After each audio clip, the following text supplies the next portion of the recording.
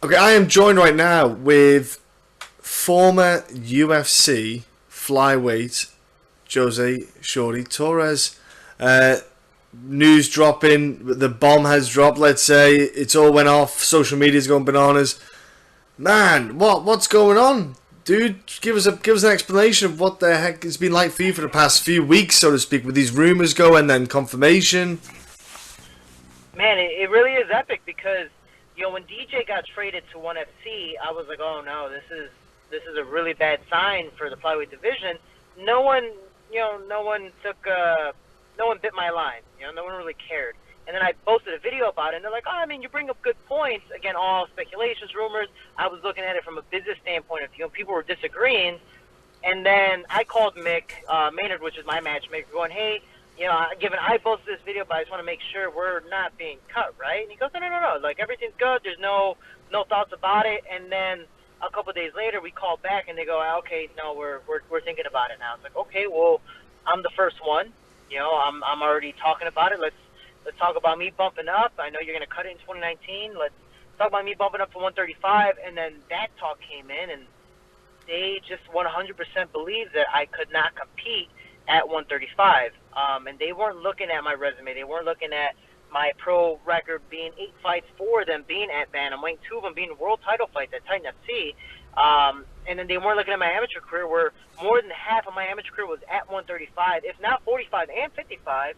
And my 2 world championships as an amateur were at 35. So they never looked at it. They looked at it in my past 2 UFC performances, which were a 9-day notice and a 20-day notice, 54 pounds total in about 2 months' time to compete for both of those fights. Yeah. And I didn't get a fair share in both those fights. And again, I didn't compete at my best. I should have said no, and I didn't know you could say no to the UFC. I just thought, like, they called, let's just take it, and I did. And again, it wasn't my best performance, but my first loss in 33 straight fights, and they go, hey, you lost, you didn't look good, and your first fight you won by a fluke. We just don't think you compete at 35. We don't care about everything behind that. We're just looking at your last 2 fights. So sorry, buddy. Here's your papers. And it's like, okay, but what about the rest of the flyweights? Why are they getting a chance to bump up when they don't have a resume? They've already been past their contracts, or they're just in the UFC as well, or even they could be 0-3 or 0-2, but they're still getting a fair share, and I'm not. So it's the fact of did I piss someone off? Did I make someone mad? Or why am I getting such an unfair share compared to the rest of my division?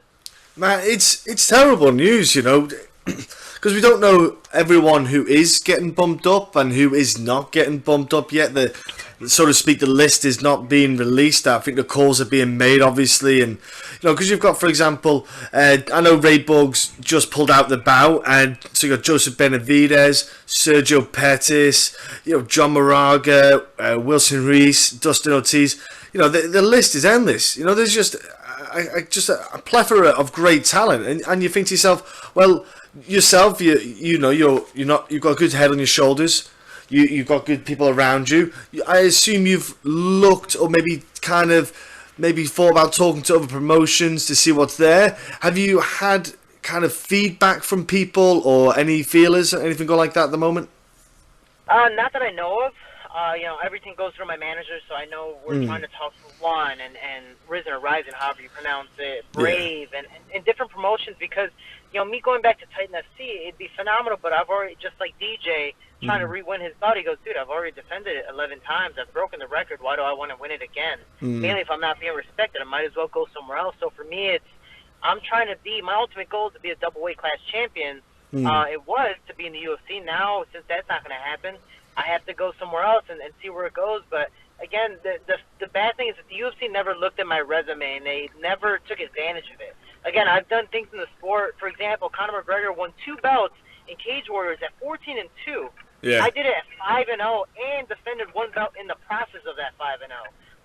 I did it nearly 3 times as fast, and it's the fact of people just belittle what I've been able to accomplish. Again, 2 belts, 5-0, defended both of them, even defended 1 more in extra time. So I was 7-0 with 5 world title fights as a professional, which is completely unheard of. And then I get a 9-day last-minute notice to the UFC. So it's I never got again, any type of respect or fair share. So for me, trying to look for a different promotion is, hey, are you going to try your best to take advantage of what I've been able to do? Again, I'm not a Lomachenko-style fighter, but I definitely have his resume. You look at every single fight that comes up, they go, man, Lomachenko has this. Even for me, Shorty has these world records. Shorty's done this. Shorty's done that. Well, it's like, yeah, because the amateur record has boasted something, but the matchmakers for the UFC just don't care about it whatsoever. They just want to put on a show, and sadly, I think the UFC has become more of a money-making market, but they're not investing properly in the guys that I believe they should invest, one of them being myself. Yeah, well, I've got it. Well, look at Israel Adesanya, you know.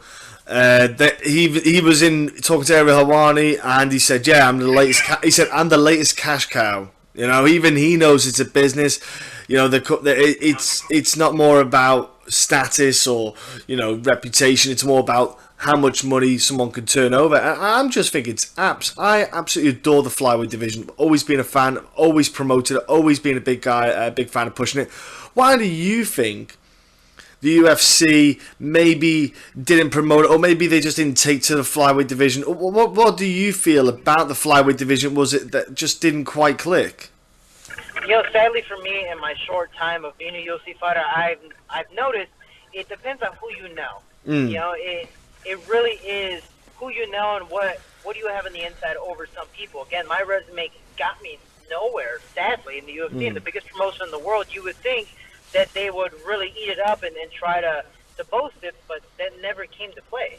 You know, but you look at Derek Lewis, again, he's a phenomenal fighter, but he says his balls get hot and he gets a title fight. Yeah, and it's like, hold on, wait, it wasn't Curtis #1, Curtis Blades? Wasn't he next in line? But no, you're going to make him do a rematch against a guy who just lost 2 straight fights just to earn a title shot? I don't think that makes sense. Curtis is on fire, though. Like, excuse the pun there, saying on fire, but Curtis is looking so good. Like, the Curtis fighting in Ngannou this time around is a different dude. And to be honest with you, the last time they fought, the only reason the fight got stopped, like you know yourself, is because his eye just swelled up. That was it. Like, Curtis was in the fight. He was doing fine.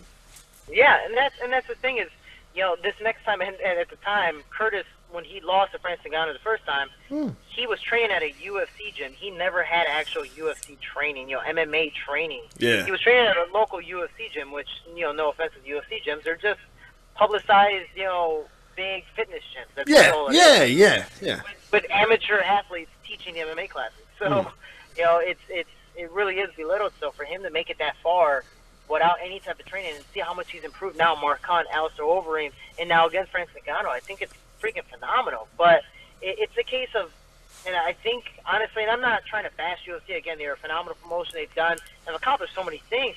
I believe it's 25 years this year, but it's the fact of now there's such a money-making cash cow promotion that possibly might be the downfall for them. You never know what's going to happen next. If there's going to be nothing but money fights and fights fans want to see, that's great, but what happens when the fighters go, hey, man, I've earned this. What's the ranking system for?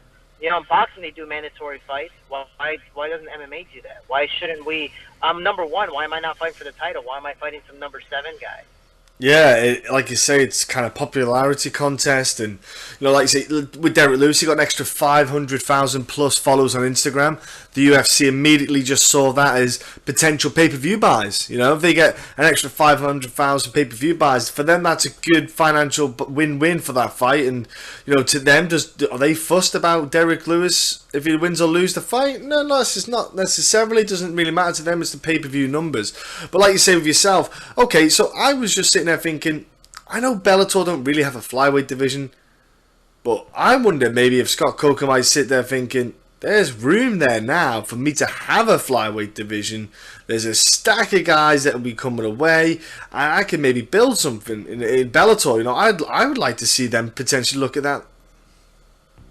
You know, and that would be phenomenal. The only thing I look at it from a business standpoint is, you know, Bellator right now has been on the back burner of the UFC. So they've been almost following UFC's, you know, kind of build, and now making somewhat of money fights. But I think the biggest thing that's been really promoting them is this heavyweight Grand Prix, which is phenomenal. But when it comes to making a flyweight division, at least, you know, I talked to them before I entered the UFC, and they weren't interested at that point. At this point, again, the game has changed. The only problem is the best guy they could have gotten is already somewhere else, and that's ONE FC. So it's the Yeah. fact of, I guess, and this would be me if I was, Coker, is like, let's see how this 1FC flyweight division Grand Prix is going to go. And at the end of it, if it's really picked up, let's start hiring guys because we know now it's popular. It's kind of like a trend. Right now for Bellator, the heavyweight division is awesome, but earlier another division was popular. So it's again, it really is the timing of something. So we'll see what happens, but I think Asia is probably the biggest thing. Brave FC has a flyweight division. You have ONE FC, you have Risen or Ryzen, however you want to pronounce it. Yeah. And it's really there's so much opportunity for us, and then now it's starting to show that the UFC isn't the only promotion out there. It's not the only market that can pay well and give us a substantial living. Exactly, that's the big thing I thought as well. There's a lot of guys that aren't just going to the UFC now. The gloss has kind of gone on there. People go to Bellator instead, or you got in Europe, you've got KSW. Big promotion, the KSW. I'm telling you, my friend, you've got to look at that promotion. They put on a great production, and everything about it is fantastic. I'm looking forward to going to one of their promotion shows one day. It looks awesome to go to in person. I've heard it's great, but yeah, there's like you say, there's other places out there for people to go. So it's almost like the world isn't ending when the UFC is gone. There's now other platforms for people to go off. But look, Jose, I implore any promotion to get in contact with you, to get you on their shows, even if it's just one fight deals for now until you find a home for the future, because you are a great talent. You're a professional. You've done, like you say, 2 weight classes. I've been following your career. We've been speaking since you made your pro debut, and I've always been, always a big supporter of you, and I always will be. And I'm more than happy to support you in any facet, my friend. And I hope great things happen for you, even after this news. No, I definitely appreciate it. I really appreciate all the kind words. It's definitely uplifting, mainly at a very low point. But it's one of those things that, I'm trying to take advantage of this opportunity and go, you know what? I'm 26 years old. Let's see what happens next. And whatever promotion you'll want to contact me, which KSW has contacted me before I ended up entering the UFC. Ooh. It's just, nice. Hey, maybe I can have a tattoo of a sponsor on my chest. You never know. But it's just one of those things that there's so much room for opportunity, and I want to be. I was a pioneer in amateur MMA. I don't see why I can't do the same thing as a professional for small guys and go, guys, UFC is not the only thing out there. Let's start venturing out and really showing that the flyweight division is worth investing in. Exactly. Yes. And look, people, get on, give Jose a follow him on his next kind of chapter in his MMA career. You've done a lot already in the short span, and it's only going to get even bigger with a bigger CV, man. So before I let you shoot off, bro, give those social media outlets a little shout. Your Twitter, your Instagram, all that stuff. Yeah, please. Instagram, Jose Shorty Torres. Twitter, Shorty Torres 125. Facebook, Jose Shorty Torres MMA. If anybody wants to follow my YouTube series, Inside Team Shorty, where I did talk about the possibility of a demise of the flyweight division, Inside Team Shorty on YouTube. And if people want to support me, and actually 20% out of all their earnings out of my website go to the kids in my gym so they can travel, train, and just get off the streets, teamshorty.com. Everything ships worldwide. Thank you so much, guys, for all the love and support. Oh yeah, and I've seen your kit, mate. The clobber, as we call it over here across the pond, the phrase we use, and it's top nice. It's top stuff. The hats, I like the snapbacks, mate. They're looking very good. So people, get on, give them some support. Jose, thanks for your time to come on. I know it's been a bit of a crazy whirlwind day for you, but again, I'm wishing you all the best in the future, my friend. Only good things are going to happen for you. I appreciate it, man. Fingers crossed. There we go, Jose. All done. Again, thanks very much, mate. And honestly, KSW would be a great one to get onto for a couple of fights, even if it's just one fight deals here and there, mate. They pay well. They absolutely, mate. They fill out stadiums, huge pay-per-view numbers. It's a cracking one to get to if you get KSW. But yeah, honestly, I'll